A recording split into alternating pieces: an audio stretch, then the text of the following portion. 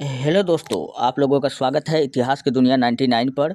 दोस्तों, मैं आज आपको बिहार डीएलएड का प्रैक्टिस सेट मैं आपको कराने वाला हूं। दोस्तों, सबसे पहले मैं आपको बता दूं कि यह जो सेट है, यह किरण पब्लिकेशन का बुक से है। इसमें टोटल 29 सेट है, जो आपको कम से कम 15 से 20 दिन में मैं करा दूंगा।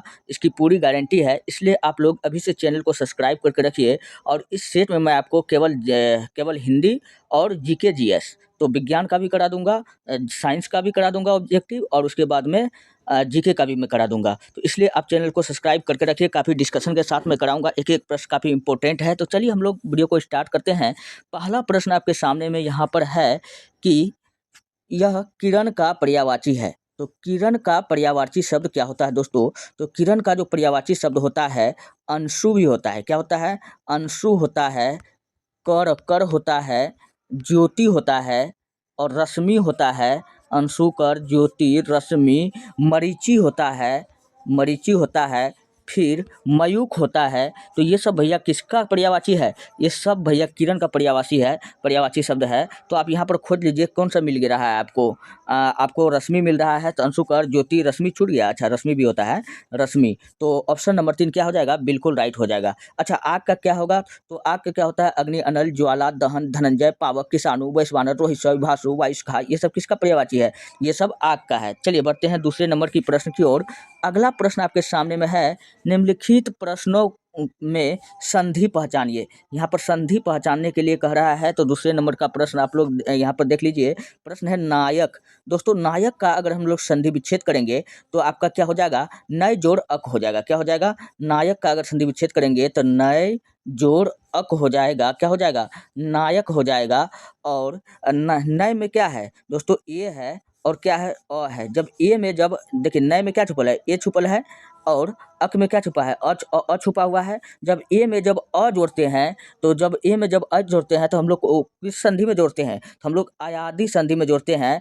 ने में जब अक जोड़ते हैं तो क्या होता है? ऐ हो जाता है। क्या हो जाता है? ऐ हो जाता है। तो ऐ किस में होता है? तो दोस्तों, ऐ जो होता है, यह अयादी संधि में होता है। तो ऑप्शन नंबर आपका क्या हो जाएगा? ए बिल्कुल राइट हो जाएगा, अयादी संधि। अच्छा, उसी प्रकार कहेगा नयन। तो नयन में पूछेगा, तो नयन में क्या हो जाएगा? ने जोड़ अन हो जाएगा, नयन। तो नयन में भी कौन सा संधि हो जाएगा? तो ने जोड़ अन होगा। तो ने में क्या है? ए है, ऐ में क्या है? अ है। तो ए में जब ऐ जोड़ते हैं तो ऐ हो जाता है।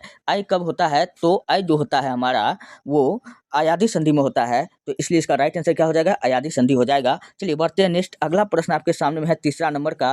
अत्यावश्यक में अत्यावश्यक में क्या है? कौन सा संधि है? तो अत्यावश्यक में दोस्तों, अगर हम अति जोड़ आवश्यक, अगर इसका हम संधि विच्छेद करें तो क्या निकलेगा? अति जोड़ आवश्यक, यही ना होगा अत्यावश्यक का।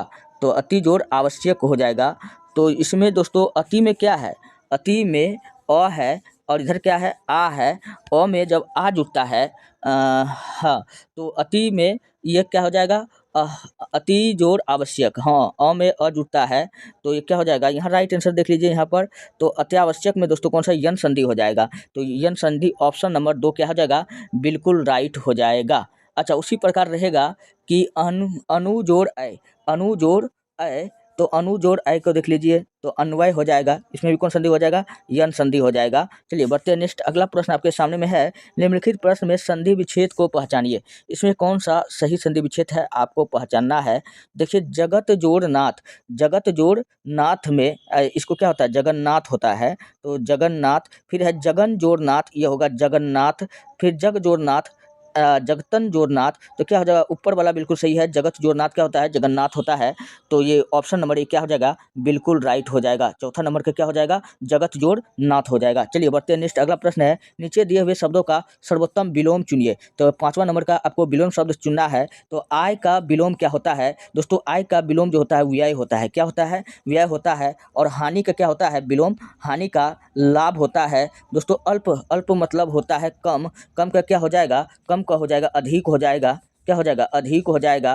तो अपचय का क्या होता है? उपचय हो जाएगा। अपचय का क्या हो जाएगा? उपचय हो जाएगा। तो आय का क्या हुआ? व्यय हुआ। तो ऑप्शन नंबर 1 क्या हो जाएगा? बिल्कुल राइट हो जाएगा। चलिए बढ़ते हैं नेक्स्ट। अगला प्रश्न है, जड़। दोस्तों जड़ का आपको विलोम खोजना है।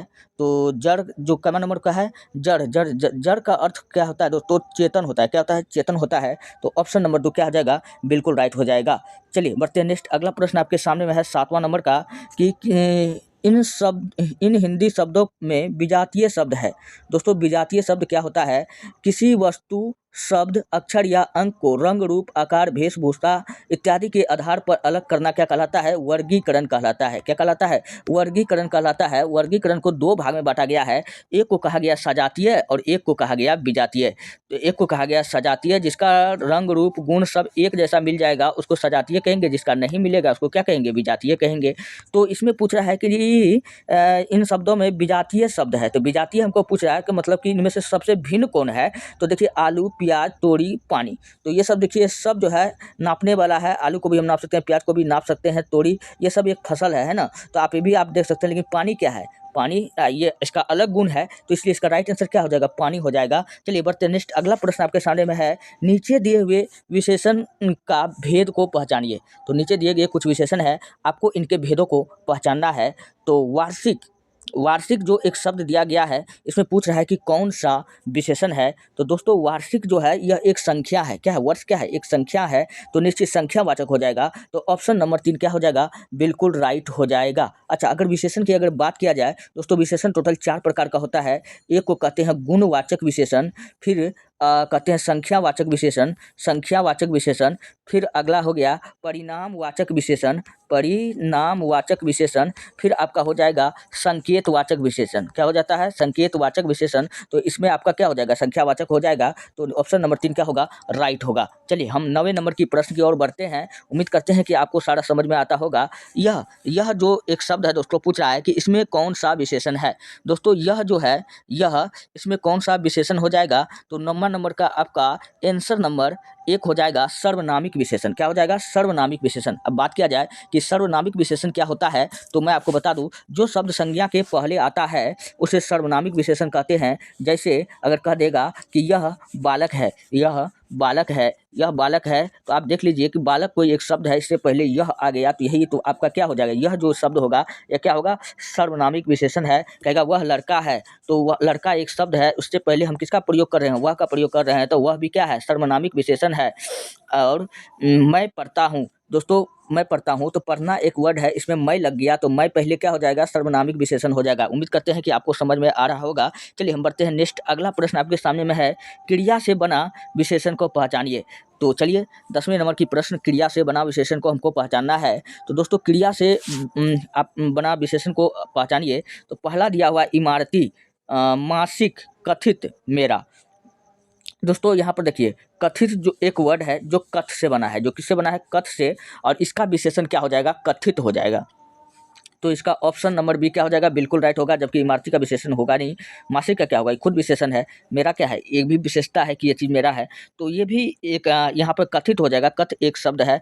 अच्छा, उसी प्रकार अगर दे देगा कि लड़ना। दोस्तों अगला देखिए, अगला दूसरा नंबर का सवाल है कि इसमें भी सेम सवाल है। इसमें कह रहा है कि कौन हो जाएगा? नैतिक का भी नहीं होगा, अर्थ का भी नहीं होगा, या लड़ाकू। तो देखिए लड़ाकू में क्या हो जाएगा कि लड़ना एक शब्द है, तो लड़ना से क्या बन गया? लड़ाकू बन गया। तो इसमें कौन सा विशेषण हो जाएगा? क्रिया विशेषण हो जाएगा। तो ऑप्शन नंबर 11 का ये क्या होगा? राइट आंसर होगा। और 10 का कौन था? 2 नंबर का राइट आंसर था। चलिए बढ़ते नेक्स्ट। अगला है, अनुच्छेद गद्यांश पर आधारित निम्नलिखित प्रश्न दिया गया है। अनुच्छेद को ध्यान से पढ़िए तथा प्रश्नों को उत्तर दिए गए 4 विकल्पों को उचित विकल्प के साथ चयन कीजिए। तो चलिए पहले हम लोग लास्ट में पहले आप प्रश्न को देख लीजिए। जब भी इतना बड़ा गद्यांश हो तो पढ़ने का तो टाइम होता नहीं है। तो सबसे पहले देखिए कह क्या रहा है। कह रहा है कि जब युधिष्ठिर ने अपने भाइयों को उदास देखा तो क्या हुआ? तो वह स्वयं उदास हो गया था। उन्होंने उन्हें उत्साहित करने का प्रयास किया। उन्होंने उन्हें एक कार्य दिया। उन्होंने उन्हें कुछ सलाह दी। तो हम लोग क्वेश्चन को पढ़ते हैं। चलिए यहाँ पर गद्यांश दिया हुआ है, आपको इसको बढ़िया से पढ़ना है। पांडवों भाइयों ने 12 वर्ष की एक लंबी अवधि वनवास में व्यतीत किया। एक दिन युधिष्ठिर को लगा कि उसके भाई बहुत नाखुश और बेचैन है, इसलिए उन्होंने प्रत्येक के लिए एक कार्य निर्धारित किया। दोस्तों यहाँ पर देखिए आपका आंसर मिल गया। तो आपको यही पूछ रहा था कि जब अपने भाई को उदास देखा तो उन्होंने क्या किया? सबके लिए एक काम दिया, सबको एक काम दिया। तो खोजिए आपको ऐसा ऑप्शन कहाँ दिख रहा है? तो यहाँ पर देख लीजिए, पहला ऑप्शन दिया है स्वयं को उदास हो गया, उदास थोड़ी हुआ, काम ने दिया था। तो ऑप्शन नंबर 1 क्या हो जाएगा? गलत हो जाएगा। उन्होंने उन्हें उत्साहित करने का प्रयास किया, बिल्कुल गलत बात है, सबको काम दिया था।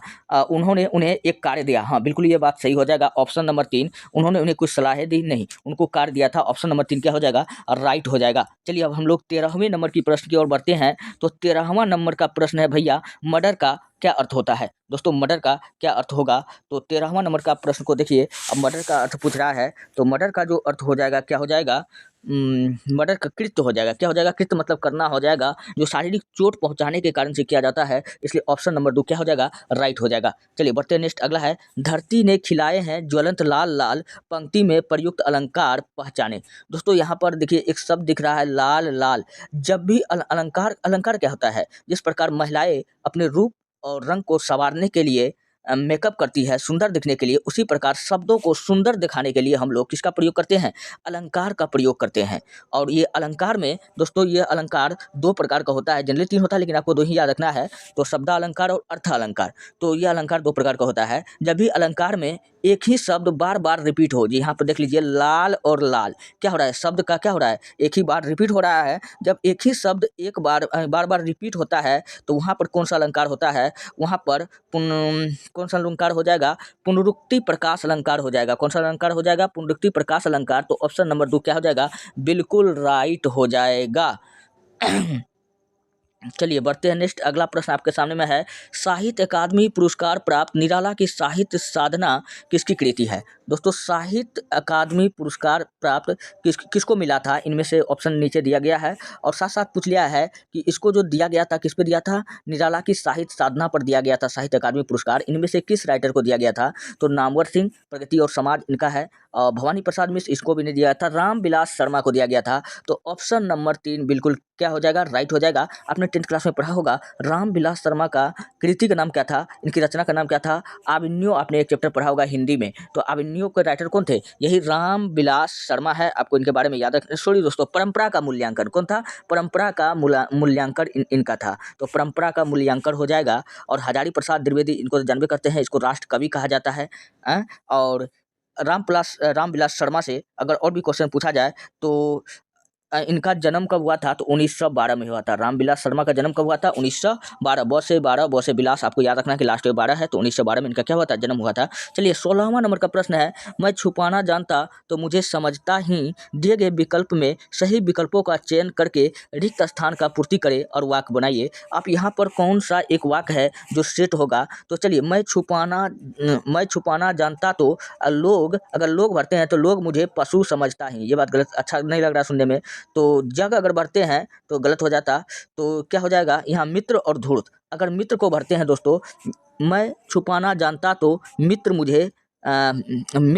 मुझे धूर्त समझता, सही बात है, क्योंकि दोस्तों के बीच में कोई बात छुपाना नहीं चाहिए और वो बात को स्पष्ट बोल देना चाहिए। तो यही ऑप्शन बिल्कुल, ऑप्शन नंबर 3 बिल्कुल सेट कर रहा है। तो मित्र उसको क्या समझता, धूर्त समझता, तो ऑप्शन नंबर 3 क्या हो जाएगा, राइट हो जाएगा। चलिए बढ़ते हैं नेक्स्ट, अगला प्रश्न है 17 नंबर का, निम्न वाक्यों में एक वाक्य व्याकरण की दृष्टि से शुद्ध है, पहचानिए। 17वां नंबर का प्रश्न है, शुद्ध वाक्य को आपको पहचानना है। तो शुद्ध वाक्य को आप कैसे पहचानिएगा, तो गर्मी की, पहले पढ़िए, गर्मी की उमस होने के बाद वर्षा शुरू होने को हुई। यदि हम जीवन में कुछ प्राप्त करना है तो पुरुषार्थ को अपने जीवन का लक्ष्य बनाना चाहिए। विश्वनाथ अपने परिवारियों के साथ महानगर में एक छोटा तंग मकान में रहता है। कई वर्ष निर्मला के मन में तीर्थ यात्रा की बड़ी लालसा थी। हाँ, तो इसका ऑप्शन नंबर 2 बिल्कुल राइट हो जाएगा। यदि जीवन में कुछ प्राप्त करना है तो पुरुषार्थ को अपने जीवन का लक्ष्य बनाना चाहिए, यहाँ पर यही राइट हो जाएगा। ऑप्शन नंबर 2 क्या हो जाएगा, बिल्कुल राइट हो जाएगा। चलिए बढ़ते हैं नेक्स्ट, अगला प्रश्न आपके सामने में है, अगला प्रश्न 18वें नंबर का, नीचे दिए गए विकल्पों में मनोहर का समान अर्थी शब्द सुनिए। दोस्तों मनोहर का जो अर्थ होता है कौन होता है, तो मनोहर का अर्थ होता है सुहावना। समान अर्थी मतलब इसी के जैसा शब्द आपको चुनना था, तो मनोहर का अर्थ सुहावना होता है। या तो आप सुहावना कहिए या तो आप रोचक कहिए। तो ऑप्शन में हमको कौन दिख रहा है, रोचक कहिए, या नहीं तो आप दिलचस्प कहिए, या नहीं तो मनोरंजक कहिए। इस सब का अर्थ क्या होता है, सुहावना होता है। तो ऑप्शन नंबर 3 क्या हो जाएगा, बिल्कुल राइट हो जाएगा। और लेकिन मनोहर का कहेगा समान अर्थी सेम शब्द, तो सुहावना बिल्कुल राइट हो जाएगा, दिलचस्प रोचक नहीं होगा। चलिए बढ़ते हैं नेक्स्ट, अगला प्रश्न आपके सामने में है, एलिमोनी का हिंदी अर्थ है। तो एलिमोनी यहाँ पर एक शब्द दिया हुआ है जो इंग्लिश में लिखा हुआ है। एलिमोनी का अर्थ क्या होता है? एलिमोनी मीन्स दोस्तों क्या होता है? तो एलिमोनी मीन्स होता है गुजारा या भत्ता। क्या होता है? गुजारा या भत्ता होता है, या इसी को हम लोग कहते हैं मौद्रिक मुआवजा भी कह सकते हैं। क्या कह सकते हैं? मौद्रिक मुआवजा भी कह सकते हैं। तो आप ऑप्शन में खुद देखिए ऐसा कहाँ पर हमको दिख रहा है, तो ऑप्शन नंबर 3 में हमको गुजारा या भत्ता दिख रहा है, तो ऑप्शन नंबर 3 क्या हो जाएगा? बिल्कुल राइट हो जाएगा। देखिए दोस्तों सब मॉडल सेट प्रायोरिटी सेट 1 का है। चलिए बढ़ते हैं नेक्स्ट, अगला प्रश्न आपके सामने में है, गंगा टेढ़ी चलती हो दोस्तों को शिव कर देती हो, इस वाक्य में कौन सा अलंकार है?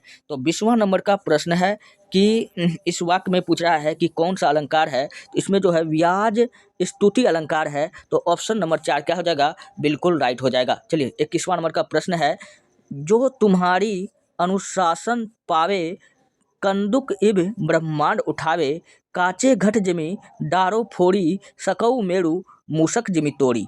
तो यहाँ उपयुक्त पंक्तियों में पूछ रहा है कि कौन सा रस है। दोस्तों यहाँ पर जो है कौन सा रस है, तो यहाँ पर वीर रस है। क्या होता है? वीर रस होता है। और वीर रस का दोस्तों अस्थाई भाव उत्साह होता है। वीर रस का अस्थाई भाव पूछे क्या होता है, तो उत्साह होता है। आप लोग बढ़िया से समझिए इस प्रश्न को आपको कैसे पहचानना है। वीर रस का अस्थाई भाव पूछे क्या होता है, तो ये प्रश्न भी बहुत इंपॉर्टेंट है, पूछ लिया जाता है डायरेक्ट ऑब्जेक्टिव में। वीर रस का अस्थाई भाव क्या होता है?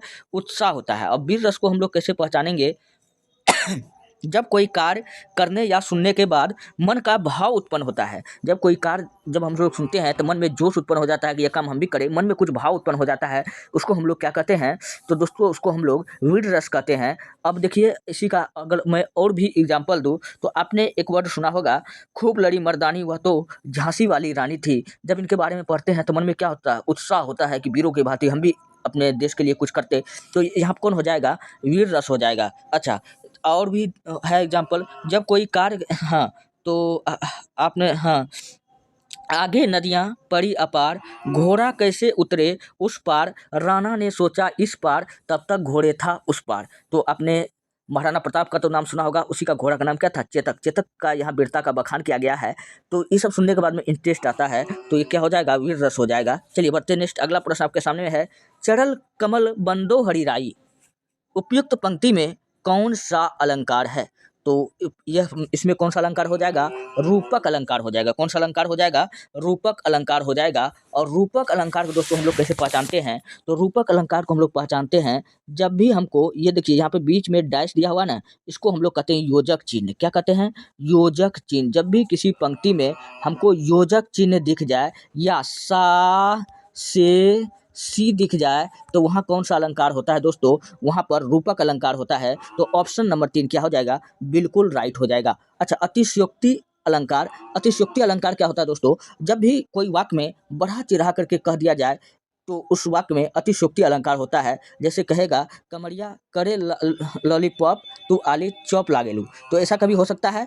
लप लप करेगा तो क्या आलू चॉप हो जाएगा? नहीं ना होगा। तो ये सब गाना में आपने सुना होगा, तूने पायल बजाई दिन में रात हो गई, वाह, पायल बजाएगा तो क्या दिन में रात हो जाएगा? इस वक्त कितना छोड़ रहा है। तो जब भी ऐसा कुछ छोड़ने का बात मिले और उसमें कौन सा अलंकार होगा, तो वहाँ पर अतिशयोक्ति अलंकार होगा। तो धरती पर चाहे जहाँ भी रहोगी, तुझे तेरी खुशबू से पहचान लूंगा। वाह बेटा, कैसे पहचानोगे तुम जब तक फ़ोन नंबर नहीं होगा तो? तो यहाँ पर क्या है, ज़्यादा बढ़ा-चढ़ा करके कह रहा है, तो यहाँ पर कौन-सा अलंकार हो जाएगा? अतिशयोक्ति अलंकार होगा। अतिशयोक्ति अलंकार का पहचान का भी नियम आपको आज पता चल गया होगा। चलिए बढ़ते हैं नेक्स्ट, अगला प्रश्न आपके सामने में है, रसखान कबो इन आखिन से ब्रज के वन बाग तराग निहारो। तो इन पंक्ति में पूछ रहा है कि कौन सा छंद है? दोस्तों रसखान जो था सवैया और छंद में माहिर था। तो यहाँ पर देखिए ऑप्शन में हमको ऑप्शन 2 दिख रहा है, तो सवैया क्या हो जाएगा? बिल्कुल राइट हो जाएगा।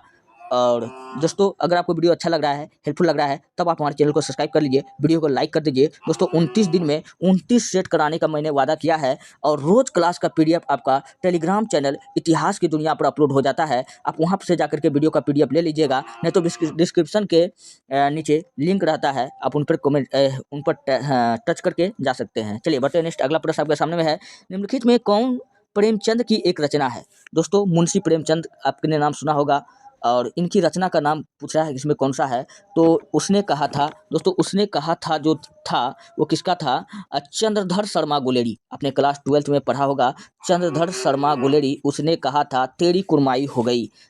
पढ़ा होगा आपने, काफ़ी इंटरेस्ट के साथ में पढ़ा होगा। तो उसने कहा था किसका है, तो चंद्र शर्मा गुलेरी का है। जबकि पंच परमेश्वर भैया किसका है, तो पंच परमेश्वर मुंशी प्रेमचंद का है। और मुंशी प्रेमचंद का कौन कौन सा है, तो मैं आपको बताता हूँ। पंच परमेश्वर तो यहाँ लिख लिया है गबन। दोस्तों गबन पूछेगा कि किसका कृति है, तो आपको क्या बताना है, मुंशी प्रेमचंद की गबन, गोदान, गोदान, रंगभूमि, रंगभूमि, कर्मभूमि, कर्म भूमि, और हो जाएगा मंत्र, कफन। मंत्र भी पूछेगा किसका है, तो इसी का है। कफन भी पूछेगा किसका है, तो आपको क्या बताना है कि मुंशी प्रेमचंद का है। कफन हो गया। बड़े घर की बेटी, बूढ़ी काकी, कितना बताए। और ताई जो है यहाँ पर एक और दिया हुआ है, ताई, ये कौशिक की है। ये ताइक भैया किसका है, तो ये ताइक जो है कौशिक साहब का है। तो ये कौशिक का है, आपको ये बात याद रखना है। चलिए बढ़ते हैं नेक्स्ट। अगला प्रश्न अपने सामने में है कि मीठा शब्द का विलोम शब्द होगा। दोस्तों मीठा का विलोम क्या होगा, तो उल्टा पूछ रहा है ना, तो मीठा का विलोम क्या हो जाएगा, तीखा हो जाएगा। यहाँ पर तीखा अच्छा से नहीं आया, माफ़ कीजिएगा, तो तीखा हो जाएगा, मीठा का विलोम हो जाएगा। चलिए बढ़ते हैं नेक्स्ट। अब यहाँ से दोस्तों आपका जीके जीएस का प्रश्न स्टार्ट हो जाता है, इसी सेट का, सेट 1 का। तो अब यहाँ से जीके जीएस में हम लोग बढ़ते हैं। तो पहला प्रश्न है, एक समान मनुष्य के लिए स्पष्ट दृष्टि की न्यूनतम दूरी कितना सेंटीमीटर होता है। तो दोस्तों कितना होता है, हम लोग 10 क्लास में पढ़े थे, 25 सेंटीमीटर होता है। कितना होता है, 25 सेंटीमीटर होता है। आपको ये बात याद रखना है। अच्छा, मैं और भी आपको आँख के बारे में बताता हूँ दोस्तों। आँख जो होता है दोस्तों, आँख के बारे में मैं आपको बताता हूँ कि पूछेगा कि मनुष्य के आँख में कितना मेगापिक्सल का कैमरा लगा हुआ है। दोस्तों दरअसल हम कोई चीज़ को देखते हैं तो हम लोग उसकी क्वालिटी का अंदाज लगाते हैं फ़ोन में, तो कहते हैं कैमरा बहुत अच्छा है, कितना स्पष्ट दिख रहा है। तो वहाँ पर कैमरा के पीछे एमपी लिखा होता है, जिसका अर्थ क्या होता है, मेगापिक्सल। तो मनुष्य जब कैमरा में वैसा दिखता है, तो मनुष्य का आँख इतना स्पष्ट देख लेता है, उसमें कितना मेगापिक्सल का कैमरा है। ये प्रश्न पूछा हुआ है, इसलिए मैंने आपको बताया। 576 मेगापिक्सल का कैमरा मनुष्य के आँख में लगा हुआ है। आपको ये बात याद रखना है। और आँख में दान करते वक्त मनुष्य किसका दान करता है, आँख के कौन से भाग को दान करता है, आप लोग इस प्रश्न का उत्तर कमेंट में छाप दीजिए। फिलहाल हम लोग अगले प्रश्न की ओर बढ़ते हैं। अगला है, कार रेडिएटर में पानी का प्रयोग निम्नलिखित में से किसके कारण से किया जाता है। कार रेडिएटर में पानी का प्रयोग किसके कारण से किया जाता है। दरअसल दोस्तों कार रेडिएटर में पानी का प्रयोग विशिष्ट ऊष्मा किसके कारण किया जाता है, विशिष्ट ऊष्मा। तो विशिष्ट ऊष्मा के कारण किया जाता है। तो यहाँ पर ऑप्शन देखिए कहाँ पर दिख रहा है, तो ऑप्शन 3 में हमको दिख रहा है उच्च विशिष्ट ऊष्मा। ऑप्शन नंबर 3 क्या हो जाएगा, राइट हो जाएगा। अच्छा, अब यहाँ पर दोस्तों आपको हाँ, एक क्वेश्चन मैं और बताता हूँ। अगर इसका मात्रक पूछे तो जूल प्रति केजी होता है। विशिष्ट ऊष्मा का मात्रक क्या होता है, जूल प्रति केजी होता है, जूल प्रति केजी होता है। आपको ये बात याद रखना है। चलिए बढ़ते हैं नेक्स्ट। अगला प्रश्न आपके सामने में है, किसी राइफल से गोली दागी जाती है जो फायर किए जाने के बाद पीछे हट जाती है, उस गोली में प्रति राइफल का गतिज ऊर्जा का अनुपात निम्नलिखित में से कितना होगा। तो 1 होगा। कितना होगा, गतिज ऊर्जा का अनुपात 1 हो जाएगा। तो ऑप्शन नंबर 2 क्या हो जाएगा, राइट हो जाएगा। अच्छा, एक प्रश्न मैं आपको बताता हूँ दोस्तों, आप लोग खुद सोच के जवाब दीजिए। हम लोग जानते हैं कि न्यूटन के तृतीय नियम क्या बताता है, प्रत्येक क्रिया के विपरीत प्रतिक्रिया बताता है। तो जब हम बंदूक को जब हम चलाते हैं, तो उनके घोड़े को जब हम पीछे की ओर दबाते हैं, तो बंदूक का गोली आगे जाता है ना। तो प्रत्येक क्रिया के विपरीत प्रतिक्रिया मतलब जितना स्पीड में गोली से आदमी मरेगा, उतने स्पीड में बंदूक से इंसान को भी मरना चाहिए, लेकिन ऐसा नहीं होता है। ऐसा क्यों नहीं होता है दोस्तों, ऐसा इसलिए नहीं होता है क्योंकि बंदूक का वजन जो ज़्यादा होता है हमारी गोली से, अगर गोली का भी वजन सेम रहेगा, बंदूक का भी वजन सेम रहेगा, तो एक इंसान तो गोली से मरेगा, एक बंदूक से भी मरेगा। इसलिए गोली को कम हल्का बनाया जाता है। आपने क्रिकेट विकेट देखा होगा, जब बॉल का जब गति ज़्यादा रहता है, हमारे पास में पहले बचपन में जब हम लोग गेंद खेलते थे, तो वहाँ पे क्या होता था कि बैट उतना अच्छा नहीं रहता था, तो हाथ में चोट लग जाता था, क्योंकि जितना स्पीड में वो था और उससे कमज़ोर चीज़ मेरे हाथ में था, जिसके कारण ये ऐसा हुआ। चलिए बढ़ते हैं नेक्स्ट। अगला प्रश्न आपके सामने में है, रेडियो तरंगों के संचरण के लिए प्रयुक्त वायुमंडल का स्तर है। दोस्तों रेडियो चरण का संचरण के लिए मतलब रेडियो तरंग को कहाँ भेजा जा सकता है, इसके लिए ऑप्शन में दिया हुआ है कहाँ भेजा जा सकता है, तो आयन मंडल में भेजा जाता है। कहाँ भेजा जाता है, तो आयन मंडल में। तो ऑप्शन नंबर 3 क्या हो जाएगा, बिल्कुल राइट हो जाएगा। और रेडियो तरंग का खोज अगर पूछेगा किसने किया है, तो याद रखना मार्कोनी। कौन किया है, मार्कोनी ने किया है। चलिए बढ़ते हैं नेक्स्ट। अगला प्रश्न आपके सामने में है, प्रवर्धक में ऋणात्मक पुनर्भन क्या है? दोस्तों प्रवर्धकों में ऋणात्मक पुनर्भन क्या है? तो मैं आपको बता दूं कि प्रवर्धक में ऋणात्मक पुनर्भन बैंड की चौड़ाई तथा शोर को बढ़ाता है। इसका काम क्या होता है? शोर चौड़ाई और शोर को बढ़ाता है। तो आप लोग यहाँ पर देख लीजिए कि कहाँ पर ऐसा ऑप्शन हमको दिख रहा है। तो हमको दिख रहा है बैंड और चौड़ाई को बढ़ाता है और शोर को घटाता है। नहीं, घटाता नहीं है, दोनों को बढ़ा देता है। तो ये गलत हो जाएगा। बैंड और चौड़ाई को घटाता है और शोर को घटाता है, नहीं, सबको बढ़ाता है। बैंड और चौड़ाई को बढ़ाता है और शोर को घटाता, गलत बात है। बैंड की चौड़ाई को घटाता है और शोर को बढ़ाता है, तो ऑप्शन नंबर 4 राइट होगा। चलिए बढ़ते हैं नेक्स्ट। अगला प्रश्न आपके सामने में है, विद्युत धारा से लगी आग को बुझाने के लिए जल का प्रयोग क्यों नहीं किया जाता है? विद्युत धारा से जब आग लगता है तो जल का प्रयोग क्यों नहीं किया जाता है? दोस्तों ऐसा इसलिए होता है, जल का प्रयोग हम लोग नहीं करते हैं क्योंकि विद्युत जो होता है दोस्तों, विद्युत ये जल का सुचालक होता है। जल का सुचालक होता है। विद्युत क्या होता है? जल का सुचालक होता है। इसलिए विद्युत से लगी आग को जल से बुझाने का कार्य हम लोग नहीं करते हैं। अगर जल से अगर हम लोग कर लेंगे तो क्या होगा दोस्तों? इलेक्ट्रोक्यूशन हो जाएगा, जिसके कारण व्यक्ति को झटका लग सकता है और व्यक्ति को मौत तक हो सकती है। तो इसका राइट आंसर क्या हो जाएगा? इलेक्ट्रोक्यूशन होता है। तो ऑप्शन नंबर 1 क्या हो जाएगा? राइट हो जाएगा। चलिए बढ़ते हैं नेक्स्ट। अगला है, एक श्रृंखला परिमय में 3 प्रतिरोध यहाँ पर दिया हुआ है, 140 ओम, 250 ओम, 220 ओम हो तो परिपथ का कुल प्रतिरोध होगा।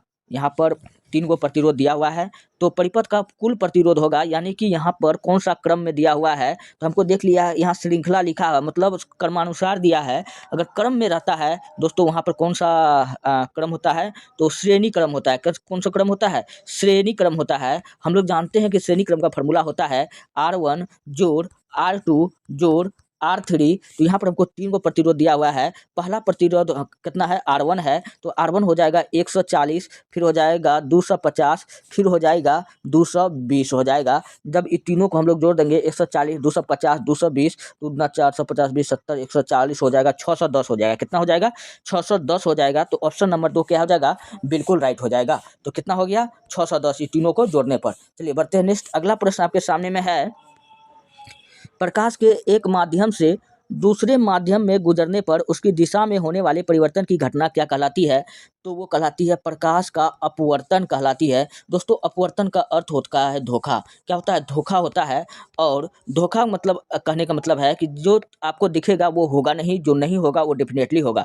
जैसे पानी में रखे छड़ आपको टेढ़ा दिखाई देगा, तो पानी में रखा हुआ छड़ क्या सचमुच में टेढ़ा है? नहीं है। तो मतलब जो दिखा वो नहीं है। तो ऐसा घटना किसके कारण होता है? प्रकाश के अपवर्तन के कारण होता है। विवर्तन क्या होता है? जब प्रकाश जब मुड़ता है तो प्रकाश के मुड़ने की घटना को हम लोग क्या कहते हैं? विवर्तन कहते हैं। चलिए बढ़ते हैं नेक्स्ट। अगला प्रश्न आपके सामने में है, वाहनों के पार्श्व दर्पण यानी कि साइड मिरर में किस प्रकार के दर्पण का उपयोग किया जाता है? दोस्तों वाहनों के पास दर्पण में साइड मिरर का प्रयोग हम लोग दूर के वस्तु को नज़दीक में बनाने के लिए करते हैं। तो दूर का वस्तु को नज़दीक में कौन सा दर्पण बनाता है? तो उत्तल दर्पण बनाता है। याद रख लीजिएगा, उत्तल में ऊ से याद रख लीजिएगा, दूर दूर सुनने में एक जैसा लग रहा है। तो यानी क्या हो जाएगा कि दूर यानी उत्तल दर्पण जो है नज़दीक में प्रतिबिंब बनाता है, दूर के वस्तु का नज़दीक में प्रतिबिंब बनाता है और छोटा बनाता है। कैसा बनाता है? छोटा बनाता है और सीधा बनाता है। आपने देखा होगा कि छोटा प्रतिबिंब इसलिए बनाता है, बड़ा बड़ा ट्रक इतना ठोकर आईना में कैसे समा जाता है? क्योंकि छोटा प्रतिबिंब बनाने का इसका गुण होता है। जबकि अवतल दर्पण में मतलब होता है अवतल दर्पण में दूर का प्रतिबिंब, बड़ा प्रतिबिंब बनता है। कैसा प्रतिबिंब बनता है? बड़ा प्रतिबिंब बनता है। आपको ये बात याद रखना है। चलिए बढ़ते हैं नेक्स्ट। अगला प्रश्न आपके सामने में है, हृदय से बाहर जाने वाली नलिकाओं को क्या कहते हैं? दोस्तों हृदय से बाहर जाने वाली नलिकाओं को हम लोग क्या कहते हैं? धमनी कहते हैं। तो ऑप्शन नंबर बी क्या हो जाएगा? 2 क्या हो जाएगा? बिल्कुल राइट हो जाएगा। और अगर मैं आपको धमनी के बारे में बताऊं दोस्तों, धमनी में शुद्ध रक्त बहता है। एक क्वेश्चन आपको याद रखना है, बड़ा फेमस प्रश्न है कि शुद्ध रक्त दोस्तों कहाँ बहता है? तो धमनी में बहता है। जबकि अशुद्ध रक्त पूछे कहाँ बहता है? तो हमारा सीरा में बहता है। कहाँ बहता है? सीरा में बढ़ता है। चलिए बढ़ते हैं नेक्स्ट। अगला प्रश्न आपके सामने में है, आवर्त सारणी में परमाणु त्रिज्या बढ़ती है। दोस्तों आवर्त सारणी में परमाणु त्रिज्या बढ़ती है, कब बढ़ती है? बाएं से दाएं जाने पर। तो आप लोग ऑप्शन में खोद लीजिए, आवर्त में बाएं से दाएं जाने पर। हाँ एक तो यहाँ मिल रहा है, आवर्त में दाएं से नहीं गलत है, बाएं से दाएं। तो ऑप्शन नंबर ए ही में ही हमको दिख रहा है। तो ऑप्शन नंबर ए क्या हो जाएगा? बिल्कुल राइट हो जाएगा, बाएं से दाएं जाने पर। चलिए बढ़ते नेक्स्ट। अगला है, निम्नलिखित में कौन सा कथन सही है? अब यहाँ पर देखिए कौन सा कथन कह रहा है कि सही है। तो तो सबसे पहले आप पढ़ करके देखिए। तो बेकेलाइट ऊष्मा का सुचालक होता है, बेकेलाइट विद्युत का कुचालक होता है, बेकेलाइट ऊष्मा द्वारा नर्म किया जा सकता है। अच्छा, अगर मैं बेकेलाइट के बारे में अगर मैं आपको बताऊं तो दोस्तों बेकेलाइट जो होता है यह विद्युत का कुचालक होता है। बेकेलाइट क्या होता है? विद्युत का कुचालक होता है। विद्युत का क्या होता है? कुचालक होता है। और विद्युत का कुचालक होता है और यह एक थर्मोसेटिंग प्लास्टिक है। आपको बताना बेकेलाइट क्या है, तो आपको बताना ये एक प्लास्टिक है, इसलिए तो ये कुचालक है, यह एक थर्मोसेटिंग प्लास्टिक है। तो यह कहाँ दिख रहा है हमको? तो ऐसा हमको दिख रहा है, क्या दिख रहा है कि ऑप्शन नंबर 2 में दिख रहा है, बेकेलाइट विद्युत का कुचालक होता है। ये सुचालक तो नहीं है, गलत है। और ऊष्मा द्वारा गर्म किया जा सकता है, नहीं, गलत है। तो ऑप्शन नंबर 2 क्या हो जाएगा? राइट हो जाएगा। तो यहाँ पर खोज लीजिए, केवल दो आपको कहाँ दिख रहा है? तो ऑप्शन नंबर 3 में दिख रहा है। तो ऑप्शन नंबर 3 क्या होगा? राइट होगा। चलिए बढ़ते हैं नेक्स्ट। अगला प्रश्न है, निम्नलिखित में कौन सा कथन सही है? यहाँ पर सही कथन को आप लोग को चुनना है। तो सही कथन क्या है? तो दोस्तों सही कथन जो होता है आपको खोजना है। तो आपका क्या हो जाएगा? सही कथन, धातुओं के ऑक्साइड जो होता है दोस्तों, अधातुओं के ऑक्साइड अम्लीय होता है, तो यही सही है। तो ऑप्शन नंबर 2 क्या हो जाएगा? बिल्कुल राइट हो जाएगा। चलिए बढ़ते हैं नेक्स्ट। अगला प्रश्न आपके सामने में है, निम्न में से कौन सा रॉकेट प्रक्षेपित करने के लिए ईंधन का रूप में प्रयोग किया जाता है? इनमें से किसका प्रयोग ईंधन के रूप में किया जाता है? तो पेट्रोलियम का दोस्तों हम लोग रॉकेट में ईंधन के रूप में करते हैं। तो ऑप्शन नंबर 1 क्या होगा? राइट होगा। चलिए अब इसके बाद अगला प्रश्न है, आलू का एक उदाहरण है। दोस्तों आलू का उदाहरण एक जड़ है, तो कंद ही जड़ है, आपको याद रखना, और जड़ ही कंद है। तो ऑप्शन नंबर 1 क्या हो जाएगा? राइट हो जाएगा। चलिए बढ़ते हैं नेक्स्ट। अगला है, पौधे का कौन सा भाग केसर देता है? दोस्तों पौधा का कौन सा भाग केसर देता है? तो 66वां नंबर का ये प्रश्न है। तो आपको बताना है कि पौधा का कौन सा भाग केसर देता है। तो आपको बताना है कि क्या हो जाएगा? इसका राइट आंसर हो जाएगा जड़। हाँ, जड़ हो जाएगा। क्या हो जाएगा? जड़ हो जाएगा। ऑप्शन नंबर 1 क्या हो जाएगा? बिल्कुल राइट हो जाएगा। चलिए बढ़ते हैं नेक्स्ट। अगला प्रश्न आपके सामने में है, निम्नलिखित में से कौन से वृक्ष में एक बार अपनी पत्तियां गिरा देती है? दोस्तों पत्ती है, इनमें से 4 ऑप्शन दिया हुआ है। ये वृक्षों के प्रकार है जो पाए जाते हैं। तो पत्ती को कौन सा वृक्ष गिरा देता है? दोस्तों नामे में है पर्णपाती। पर्ण मतलब होता है पत्ता, पाती मतलब होता है गिराना। तो यही पत्ते को गिरा देती है। पर्णपाती वृक्ष जो होती है ये पत्ते को गिरा देती है। ये हमेशा छायादार वाली जगहों में होता है। छायादार वाले जगह में होता है, अर्थात सूर्य का प्रकाश ऐसे पौधे तक नहीं पहुंच पाता है क्योंकि पूरी तरह से ढका होता है। तो इसलिए पर्णपाती वृक्ष इसका क्या हो जाएगा? बिल्कुल राइट हो जाएगा। चलिए बढ़ते हैं नेक्स्ट। अगला प्रश्न आपके सामने में रुधिर है।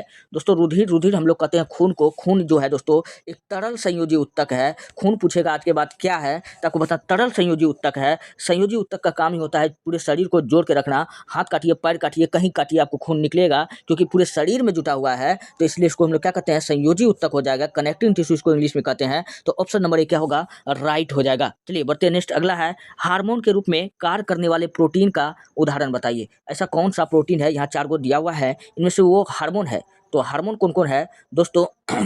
हार्मोन जो है ट्रिप्सिन, ऑक्सीटोसिन और केराटिन। दोस्तों यह जो है यह एक हार्मोन है, आपको याद रखना है, और यह प्रोटीन भी है। तो ट्रिप्सिन भी प्रोटीन है।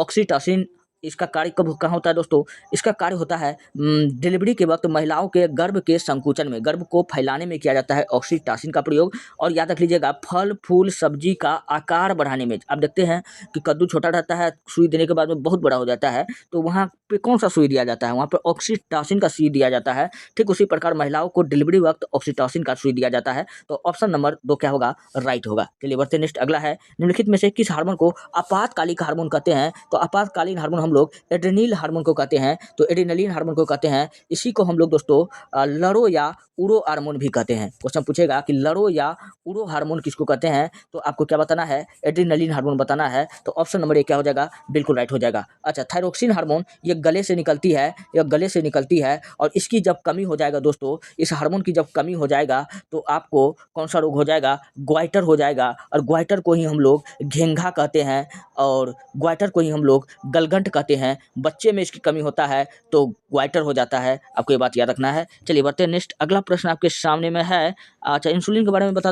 इंसुलिन इसका खोज बेर्टिन बेस्ट ने किया था और इंसुलिन जो है प्रयोग में बनाने वाला पहला हार्मोन था। आपको ये बात याद रखना है। और इंसुलिन की कमी से कौन सा रोग हो जाता है, तो मधुमेह यानी डायबिटीज रोग हो जाता है। और डायबिटीज को हम लोग क्या कहते हैं, तो डायबिटीज को हम लोग कहते हैं धीमी मौत कहते हैं। चलिए बढ़ते हैं नेक्स्ट, अगला है।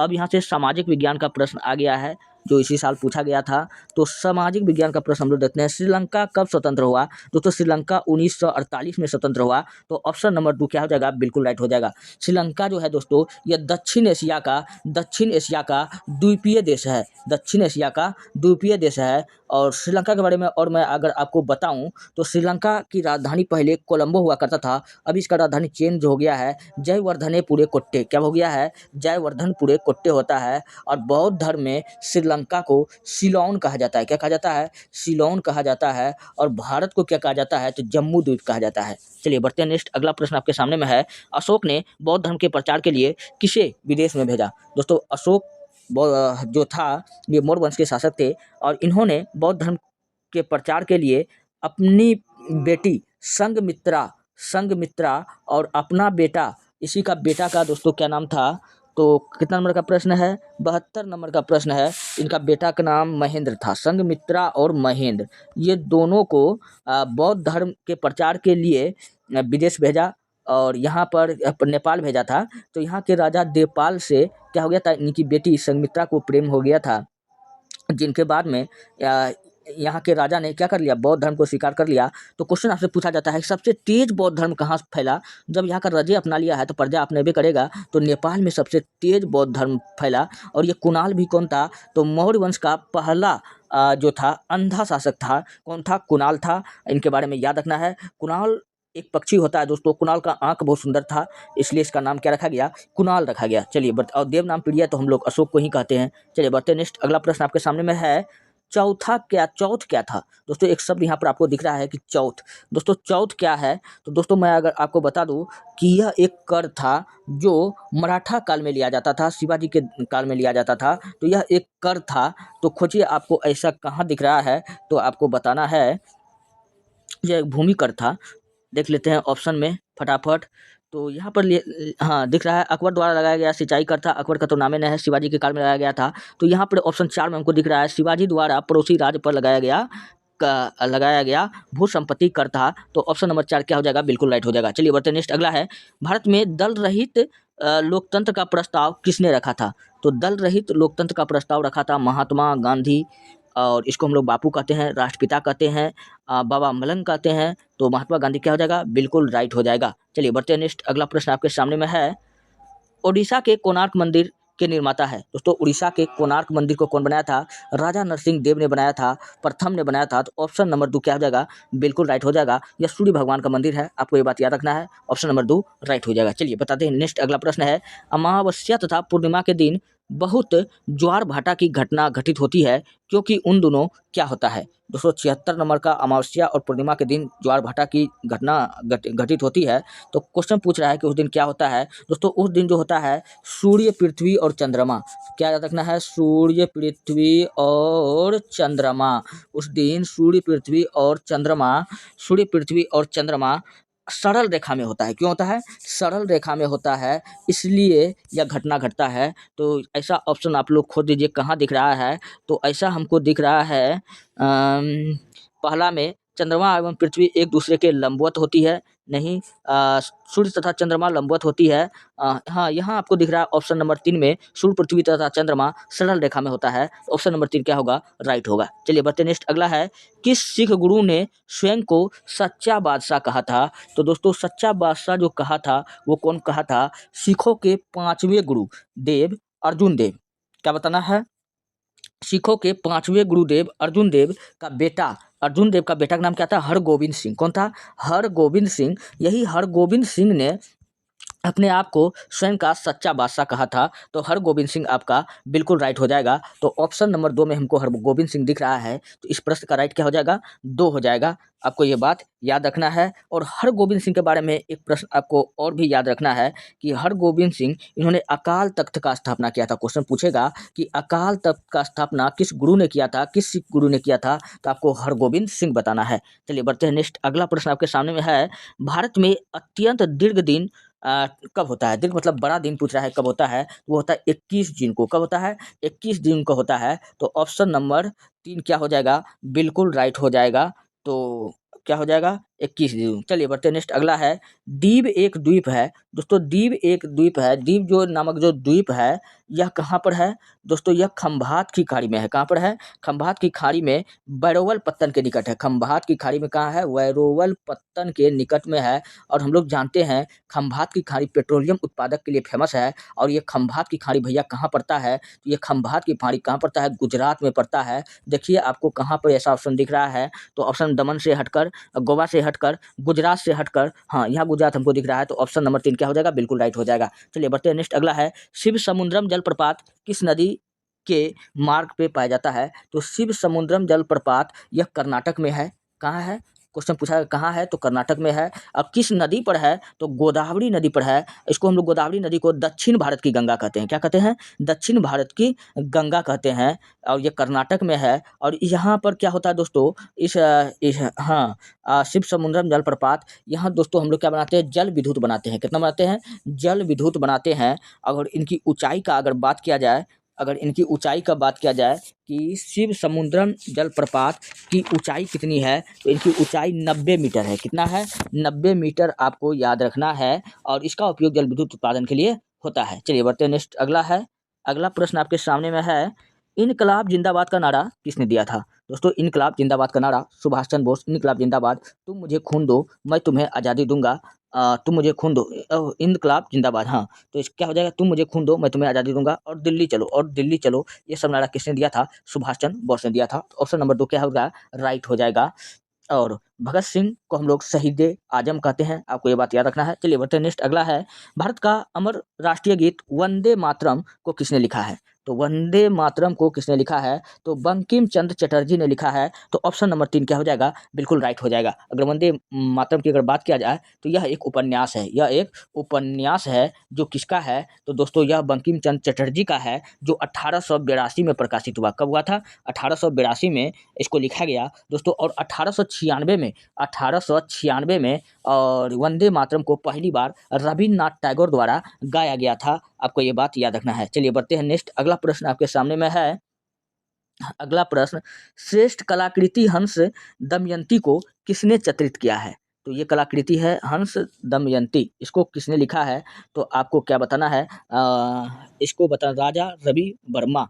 तो इसका ऑप्शन नंबर 2 क्या हो जाएगा? बिल्कुल राइट हो जाएगा। हंस दमयंती राजा रवि वर्मा के द्वारा लिखा गया है। चलिए बढ़ते हैं नेक्स्ट, अगला है, भारत में नया पैसा का परिचय कराया गया था और 1964 में उसका पुनर्जागरण किया गया था। दोस्तों भारत में नया पैसा का परिचय कब कराया गया था? तो इसके लिए दोस्तों भारतीय सिक्का अधिनियम आपको याद रखना है, जो 1955 में हुआ।